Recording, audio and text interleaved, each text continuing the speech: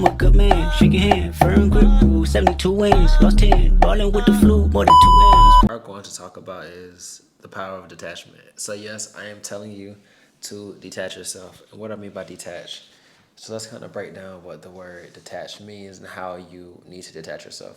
Think about detaching yourself from the outcome, okay? I used to say this all the time, like whenever you focus on the outcome, what's the first 3 letters of outcome? OUT, like you're gonna be out. And there's this old saying in like the investing in the money world, when you focus on the outcome, you won't get income. But I'm gonna say it in this way: whatever you focus on grows. And so, from a biblical perspective, of being in the present, right? When they say God is love, I want you to understand love does not focus on the past. That means love is actually in now. Love is in the present, okay? Right? Love doesn't focus on the hurt. Love focuses on the future. Love focuses on being present. So if God is love, God is in the present. That means that my power is in the present. So I have to detach myself from the future. Matter of fact, I have to know what the future is already saying and detach myself from the future, understanding that it's already done. So I'm not really worried about something. A lot of times we attach ourselves to things that we worry about, and it shouldn't be worry. It should actually be concern. Right? I get that you care about it. I get that you're going through stuff. I get it. It's probably the most important thing presently in your life, but we have to understand that God is sovereign, that with God being sovereign, that he stands outside of your problems. He stands outside of my problems. He stands outside of time, which means that your problems don't affect him, which means that nothing that affects you affects God. And if God is in the now, for me to not be affected, I have to be in the now. Okay. Not saying that you won't be affected, but more so, don't let it infect you. Because there's a difference between letting something affect you and letting something infect you. A lot of times, things can affect you. Like if you get hit, you're gonna feel it, but don't let it infect you where you internalize it. Right? The word infection, like it talks about internal, right? The internal side. So don't let the thing that is affecting you, you internalize it to where it becomes your everyday. That's how we start in the cycle. Like things are meant to be cyclical, right? Just like we have 4 seasons, what we got: winter, spring, summer, fall. Everything has a certain time, a certain place, a certain period that it's supposed to happen in. But there is no time for one season to be the whole period. That's not the point. Seasons means that it's multiple of it. It doesn't mean that it's one season, because what's the point of it being one season if it's just one season?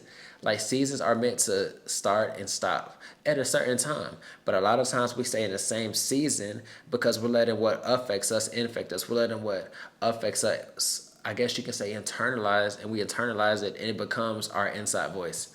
And this actually is what we talked about in a previous video about understanding how God is powerful, understanding how that when I'm in the now and I'm focusing on and not worrying on what tomorrow has, because you already know what tomorrow is going to give you, you can actually be present more. And I know, trust me, it is easier said than done, but I'm actually going to give you some steps and some tips on how to actually not let stuff internalize you. So if you ever seen a duck, I know this is kind of funny, kind of low-key, high-key weird, but if you see a duck, like they really, it can't get wet. I know this may sound weird, but water will rub off their back. It's because their feathers are very oily. That's why I like Dawn. I don't look, Dawn, if y'all want to sponsor me, go ahead. But that's why Dawn, they have like the little ducky on it, because they can actually get the oil off of the ducks. You need soap, but oil and water don't mix. So what I'm saying is, you don't want to mix with your problems. You don't want to mix with your worry, because then when you mix with it, it becomes who you are. So what you mix with is actually going to be the determining factor of if you stay above your problems or are you in your problems, okay? Yes, you can be in it physically in the now, like you can be overcoming it, but being in your problems is what's going to make that problem. You're going to be doing the same thing 3, 4, 5 years later, trying to figure out, dang, what am I supposed to do? Right? So being above your problems means I'm giving it to God.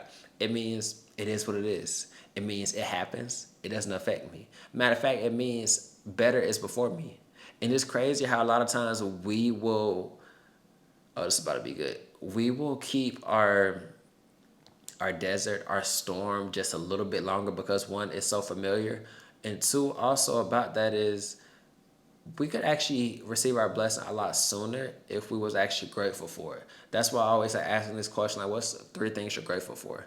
Like having that attitude of gratitude, because when you operate in gratefulness, when you operate in gratitude, right, I'm gonna explain it this way, and hopefully this makes sense to some of y'all out there. There is a difference between being grateful and having gratitude, okay? I am I have gratitude, right? I have gratitude. So if I give you something, if I give you some money, if I give you a gift, what are you going to say? Thank you.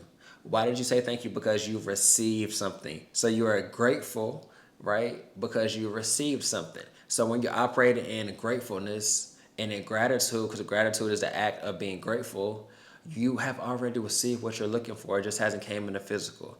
When you understand that things have to happen twice, it has to happen in the spiritual first before it happens in the physical. Receive it spiritually. But Brandon, what does that mean spiritually? Receive it emotionally, right? Go there before you get there. 2.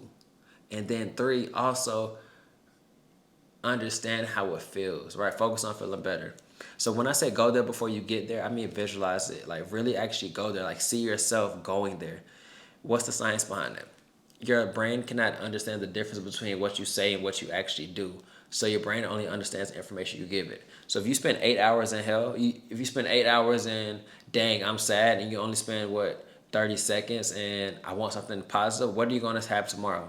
The same sadness, because most of our thoughts from tomorrow come from yesterday. Which means that if I control what I'm thinking about today, I can control tomorrow.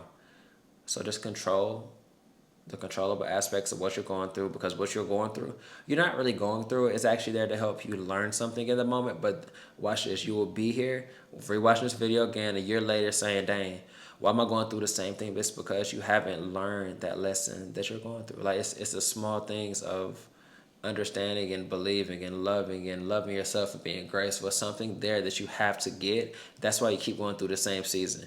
Right, you keep going through the same season because it's one thing that you're meant to get in this season that you can only get in that season. So be grateful for your season.